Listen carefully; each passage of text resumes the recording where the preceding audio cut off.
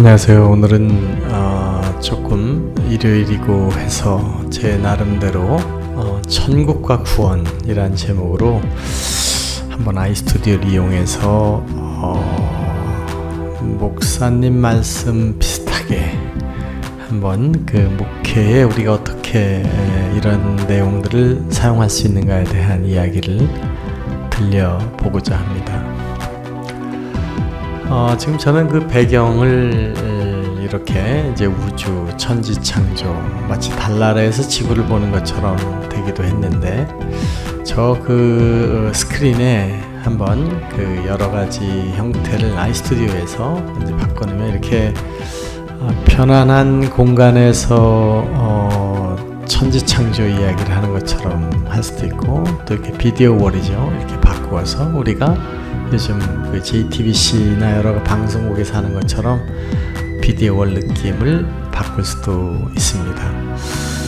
오늘은 천지 창조 얘기니까 또 구원과 천국에 대한 얘기 중에 이렇게 무서운 그림을 가지고도 표현을 할 수 있을 것 같은데, 이런 내용을 가지고 한번 이 천국과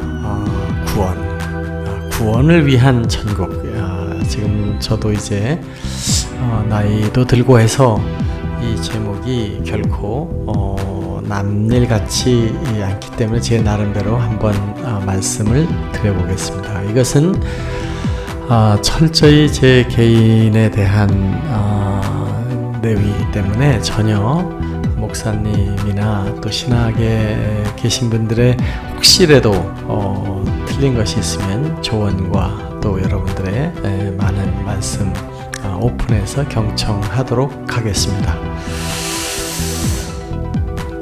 천국에 대한 이야기를 제가 한번 성경에서 찾아봤습니다. 도대체 이 천국 얘기가 언제부터 나오고 천국에 대해서 성경에 써놓은 것이 어떤 것이 있는가 하는 의미에서 제가 그 천국을 조사해 보니까 놀랍게도 이 천국은 그 마태복음의 그 3장 2절에 세례 요한이 광야 노정을 마치고 외치는 말씀 중에 회개하라, 천국이 가까워졌느니라, 이런 얘기들이 있습니다. 이 천국을 감히 이야기하는 신약의 첫 그 마태복음 9절에 세례 요한께서는 3장 11절에 나는 너희로 회개케 하기 위해, 회개를 하게 하기 위해 물로 세를 주지만 오시는 그분께서는 알곡을 모아 곡간에 들이고 축적이는 꺼지지 않는 불에 태우시리라.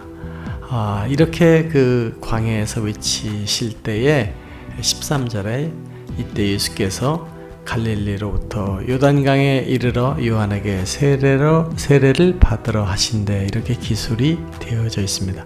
예수님께서 세례 요한에게 세례를 받으러 오신다는 항목입니다.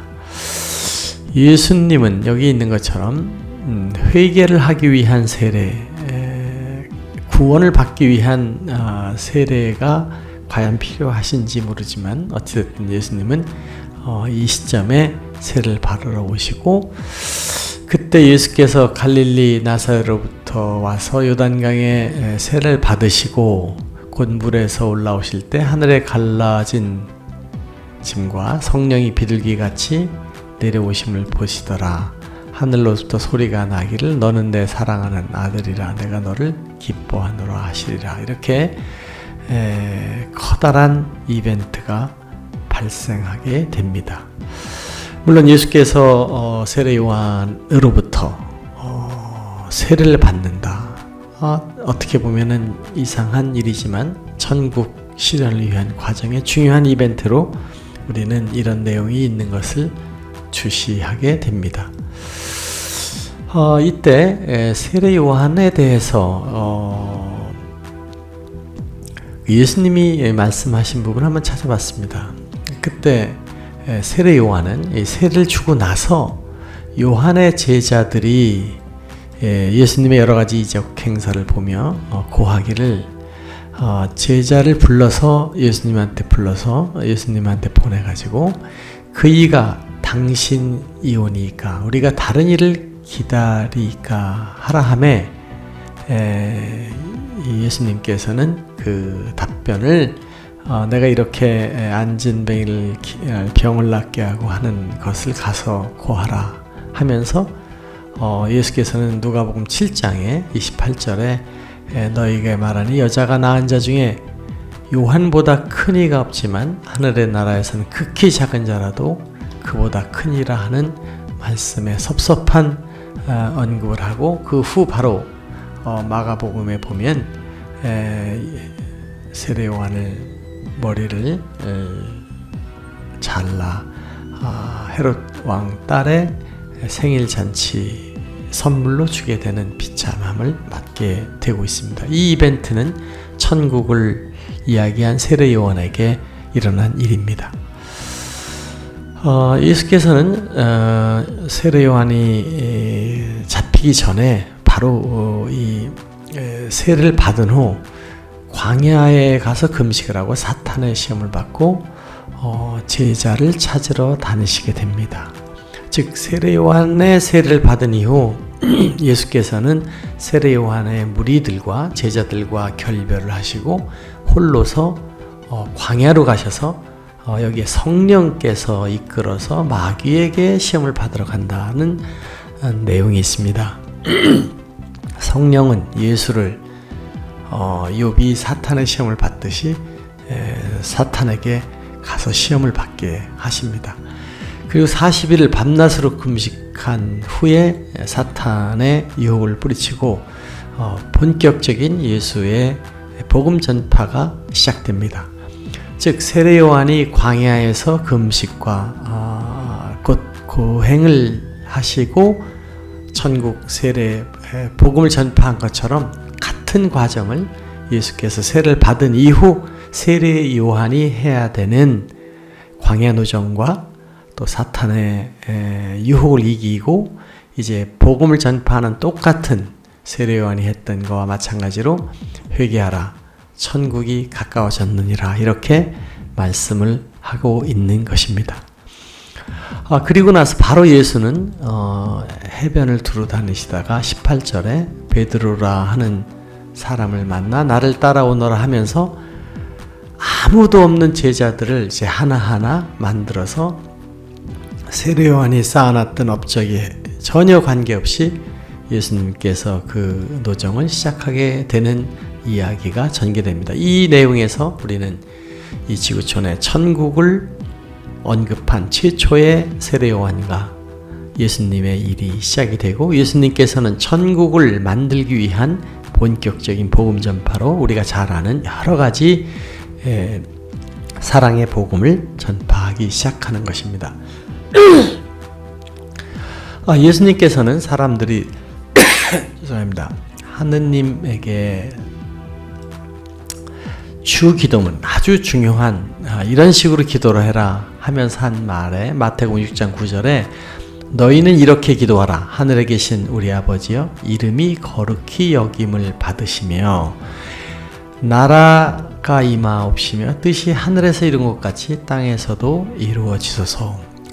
이 말씀은 예수님이 간곡히 하늘에 우리 이 땅에 있는 사람들의 구원을 기다리는 분들에게 천국의 복음을 전파하는 예수님의 입장에서 드린 말씀 중에 우선 하나님의 이름을 거룩하게 하시면서 하늘에서 이룬 것 같이 땅에서도 이루어지소서. 그 뜻하시는 예수님의 뜻하시는 하나님의 뜻하시는 뜻, 즉 하늘에서 이룬 것 같은 천국이 이 땅에서도 이루어지소서 하는 말을 하신 것은 예수님이 이 땅에 천국을 실현하시기 위해 오신 것 같이 해석할 수 있는 대목입니다. 이 천국을 구현하기 위한 예수님 회개하라 천국이 가까워졌다 하신 말씀을 논하면서 우리는 이 땅에 천당이 언제 있었는가를 살펴볼 필요가 있어서 저는 지구촌에 있었던 천당을 살펴보았습니다. 이 천당은 에덴에서 아담에게 전한 이야기, 즉 창세기 1장에 나오는 그 1장 26절 아담을 만들고 한 말씀이 하나님이 가라사대 우리의 형상을 따라 우리의 모양대로 우리가 사람을 만들고 그 바다와 고기와 공중의 새와 육축에 온 땅에 기는 것을 다스리게 하자라고 인간을 만드는 목적을 설명하고 계십니다. 그리고 하나님께서는 27절에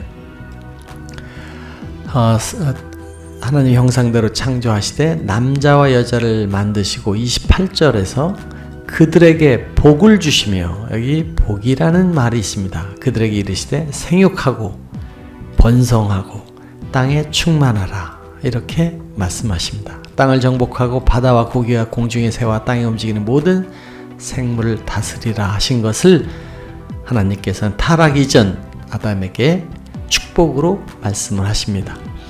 이 대목을 우리에게 중요한 의미를 주는 것 같습니다. 즉 타락 이전의 아담을 만드신 목적은 이 땅을 다스리는 것이었고, 그리고 그 다스리는 아담에게 고통으로 준 것이 아니라 이 우주를 정복하고 어쩌면 과학도 발달시키고 동물들도 잘 관리해서 이 세상을 잘 다스리라 하는 목적을 주시면서 그 다스리는 과정에 생육 많이 낳고 그래서 번성해서 땅을 충만하게 하라, 다스려라, 이것이 너에게 주는 복이다 이렇게 하신 의미가 있는 것입니다.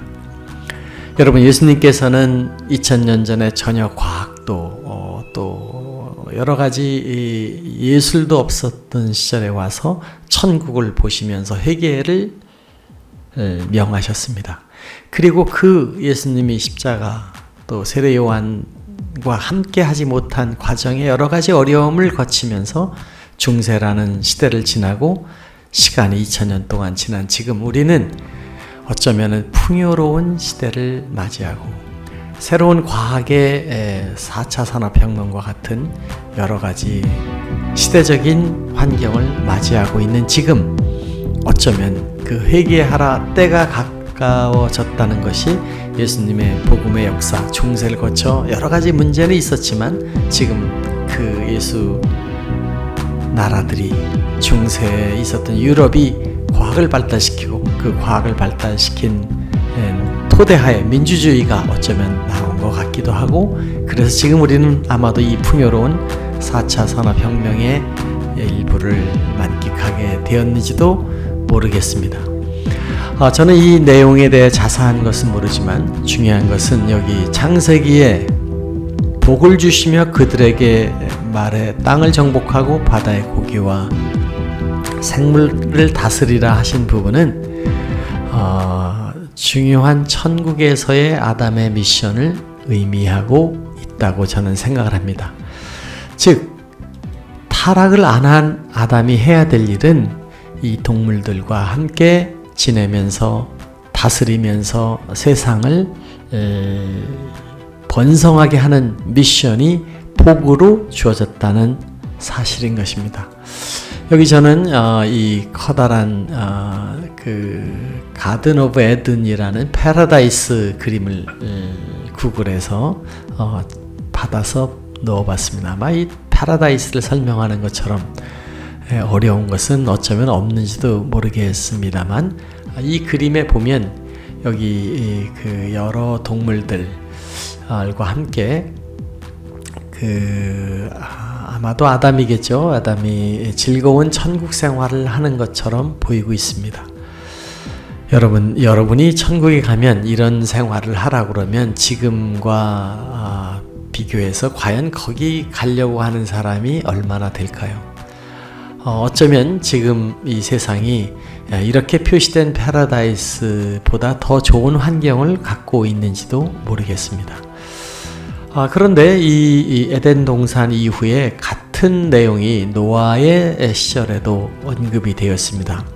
여기 있는 것처럼 창세기 9장 1절에 하나님이 노아와 그 아들에게 복을 주시며, 이제 그 다 세상을 섭렵하고 그들이 노아의 아들과 함께 있는 데다가 하시는 하나님의 말씀은 생육하고 번성하여 땅에 충만하라 이렇게 말씀하십니다.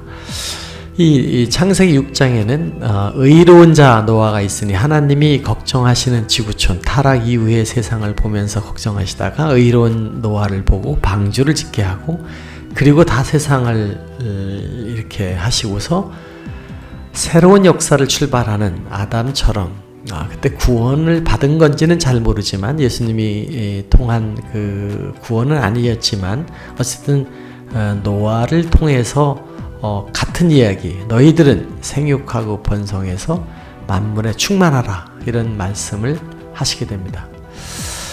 그런데 그 다음 항목에 2절에 이런 말씀이 있습니다. 땅의 모든 짐승과 공중의 모든 새와 땅에 기는 모든 것과 바다의 모든 고기가 너희를 두려워하며 너희를 무서워하리니 이 복을 주는 만물 주관하라고 하면서 이런 그 동물들이 다 너희 것이 됨을 증명하니라 하시면서 무릇 산 동물은 너희의 식물이 될지라 채소같이 내가 이것을 다 너희에게 주노라 하면서 역시 7절에 너희는 생육하고 번성해서 땅에 편만하여 그 중에서 번성하라 하십니다. 이것도 역시 복을 주신 말씀인 것입니다.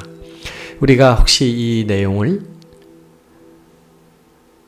천국의 동산에서 이와 같은 세상을 만드는 하나님의 미션, 세상을 다스리는 내용이 바로 천국에서 우리가 만약 타락하지 않았다면 해야 될 일이 아니었나 이렇게 생각이 드는 내용들이고 또 여기 재미있는 것은 이 새와 땅의 모든 것이 두려워하며 하는 표현을 하고 있는데 만약 그렇다면 이 가든 오브 에덴 패러다이스의 이 동물들이 사람을 두려워한다면 어쩌면 천국에서도 사람들이 그것들을 잘 두려워하지 않게 만들고 하는 것도 이 세상을 주관하는 아담, 이브 그리고 그 후손들의 미션이었을 수 있다는 생각이 들기도 합니다.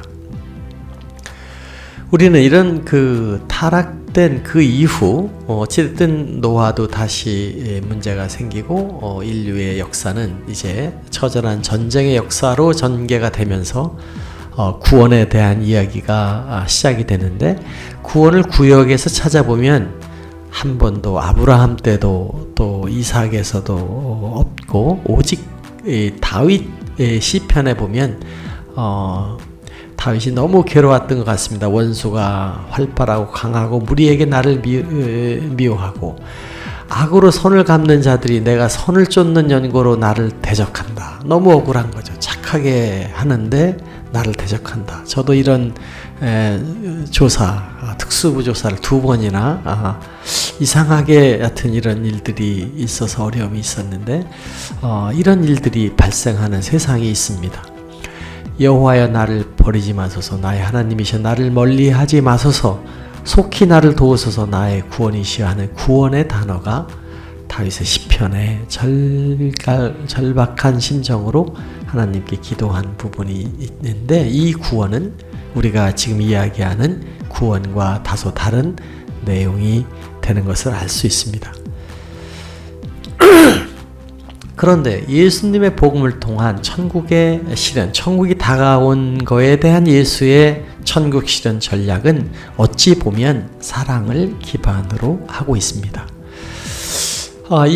그 하나님을 뜻을 이루기 위한 사랑의 복음을 전하신 것으로 봐도 되는 결국 그 천국의 기법을 사랑을 말씀하시고 세례 요한도 또 우리 중세 여러 어려움이 있었지만 그 과정을 통해서 지금 우리는 이 어찌 보면 풍요로운 그 지구촌 세상을 인간이 관리하는 복, 즐거움, 생육하고 번성하고 있는 지구촌의 인류의 역사가 예수님 시절 2억밖에 안 됐는데 지금 인류는 70억으로 늘어나고 폭발적인 이 인류의 노력은 지금 4차 산업혁명, 5차 산업혁명을 진행하면서 많은 사람들은 심지어 빌 게이트는 진슈양 프로젝트 500년을 인간들이 살지 않겠는가 하는 프로젝트의 실질적인 연구를 수행하고 있는 시대가 돼서 우리가 800년을 살은 아담의 이야기도